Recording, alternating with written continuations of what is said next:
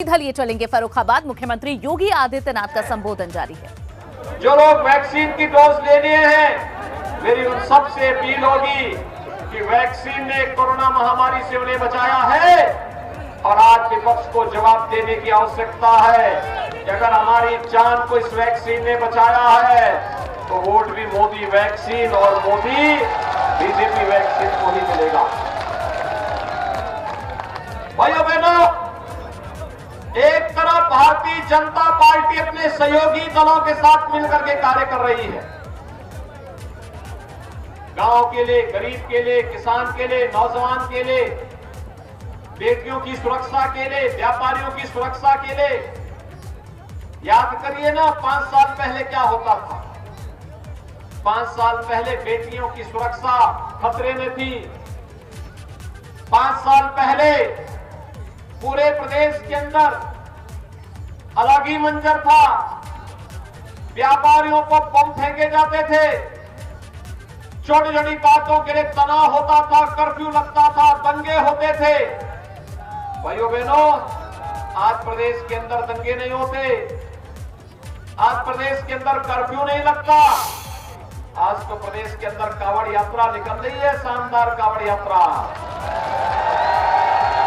आज कोई बम व्यापारियों पे नहीं फेंक सकता। आज तो भाइयों बहनों, कांवड़ यात्रा में चलने वाले सभी शिव भक्त और हर बम बम का नारा लगा करके चलते हैं।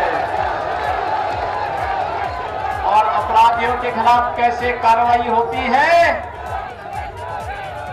इनकी सैकड़ों करोड़ रुपए की जब्त हो रही संपत्ति और इन माफियाओं के ऊपर और इनके शरणदाताओं के ऊपर चल रहा सरकार का बुलडोजर नया हमला है।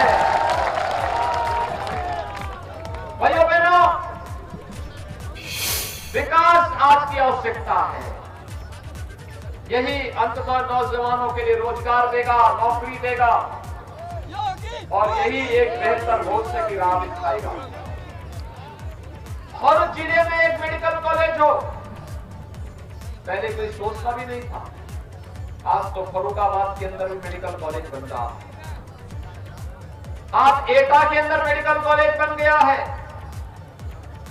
कासगंज के अंदर, हाथरस के अंदर, इटावा के अंदर, कानपुर के अंदर, हर एक जगह मेडिकल कॉलेज बनाए जा रहे हैं। ये मेडिकल कॉलेज केवल मेडिकल कॉलेज नहीं है, स्वास्थ्य का बेहतरीन स्थल है। विशेषज्ञ स्वास्थ्य सेवा का केंद्र होने के साथ ही भाइयों बहनों, यहाँ पे हमारे नवयुवकों को मेडिकल की शिक्षा प्राप्त करने का भी ये माध्यम बनेंगे। डॉक्टर, नए नए डॉक्टर यहाँ से आएंगे और इन डॉक्टरों के माध्यम से, इन चिकित्सकों के माध्यम से हर व्यक्ति को घर में ही स्वास्थ्य की बेहतरीन सुविधा, अपने जनपद में, अपने गांव में, अपने मोहल्ले में ही स्वास्थ्य की बेहतर सुविधा उपलब्ध होगी।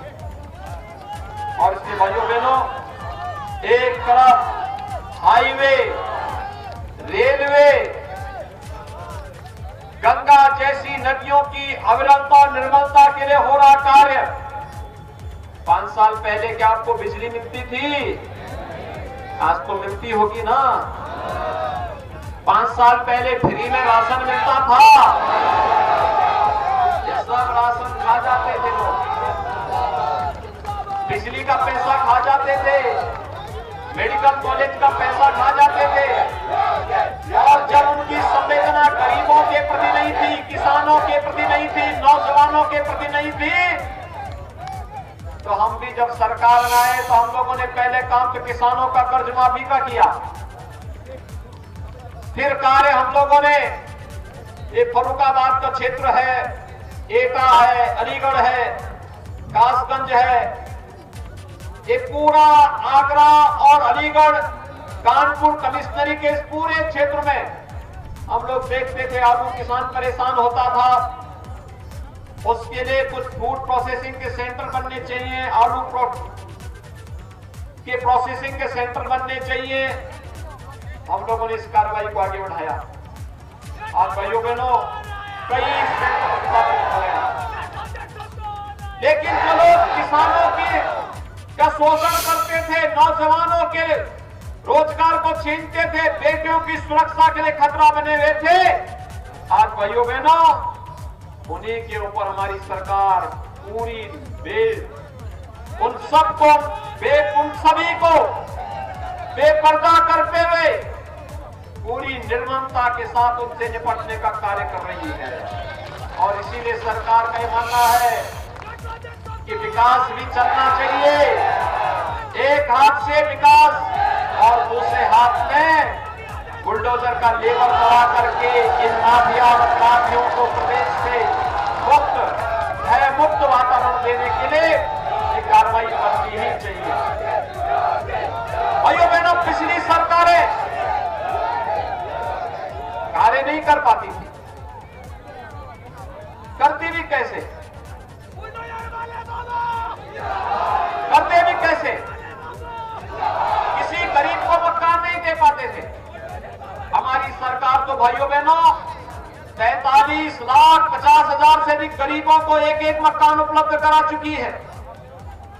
2,61,00,000 गरीबों को एक शौचालय उपलब्ध करा चुकी है।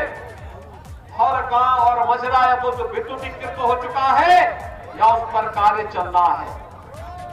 और अभी हमारी सरकार हर घर नल की योजना में प्रत्येक व्यक्ति को शुद्ध पेयजल उसके घर में प्राप्त हो, इसके लिए कार्य कर रही है। और बात के लिए तो यहां पर गन्ना किसान भी है। पिछले दिनों यहां कुछ नारा लग रहा था, लेकिन भाइयों बहनों मैंने कहा है आने दीजिए डबल इंजन की सरकार को। गंगा एक्सप्रेसवे को फर्रुखाबाद से जोड़ने के लिए लिंक एक्सप्रेसवे का निर्माण किया।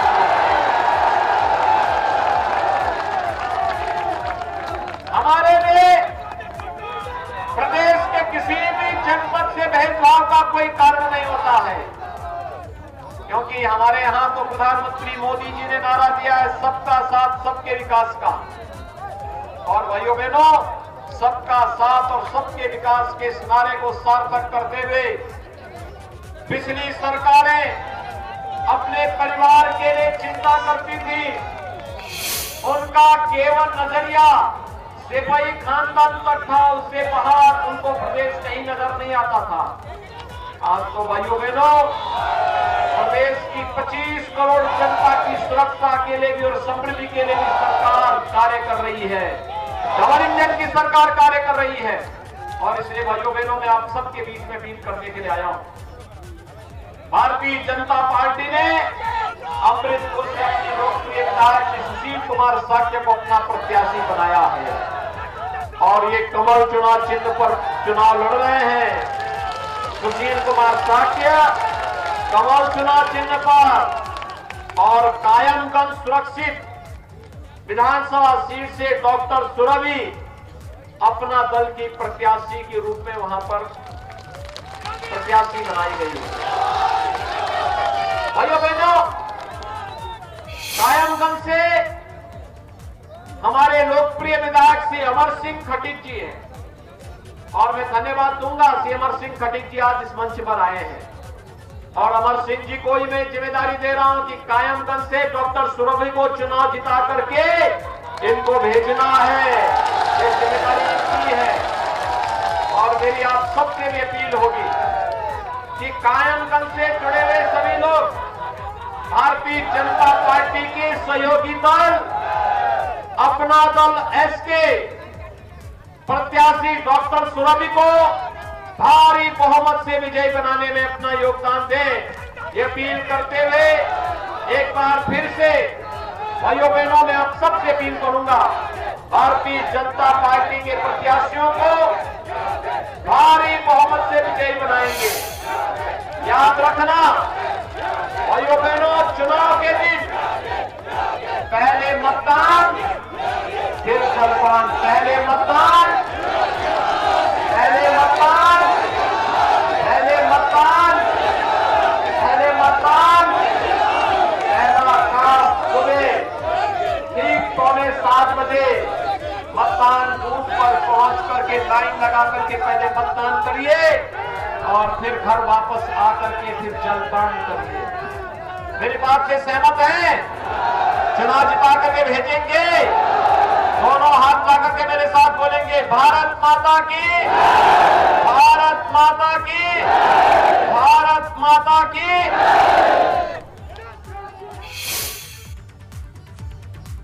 तो फर्रुखाबाद में मुख्यमंत्री योगी आदित्यनाथ ने स्वास्थ्य, सुरक्षा और विकास के मुद्दे पर एक बार फिर से बीजेपी की सरकार बनाने की अपील लोगों से की है। एटा में सीएम योगी आदित्यनाथ ने आज चुनावी सभा को संबोधित किया। यहां की जलेसर विधानसभा सीट पर सीएम योगी ने भाजपा प्रत्याशी संजीव दिवाकर और दूसरी विधानसभा सीटों के लिए भाजपा प्रत्याशियों के पक्ष में एक सभा की। इस दौरान सीएम योगी ने विरोधियों पर तीखा हमला बोला।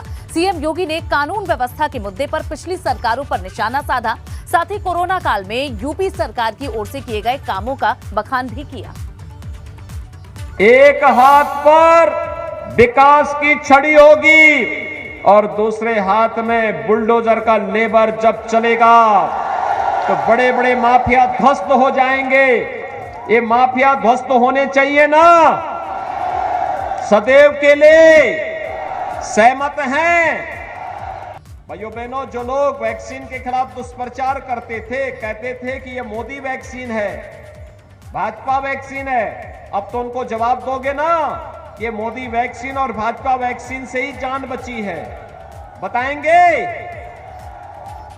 वोट की चोट से उन पर जोरदार प्रहार करेंगे ना? भाइयों बहनों, ये जनपद यहां पर इससे पहले 2017 के पहले सत्ता के द्वारा प्रायोजित अपराधियों, पेशेवर माफियाओं के गुंडागिर्दी और अराजकता का अड्डा था। आपने 2017 के बाद एटा जनपद के उन कुख्यात माफियाओं के ऊपर सरकार का बुलडोजर चलते हुए देखा होगा और उनकी संपत्ति को जब्त होते हुए भी देखा होगा। क्या इससे पहले कभी माफियाओं के ऊपर बुलडोजर चल पाता था? ये बुलडोजर चलना चाहिए ना?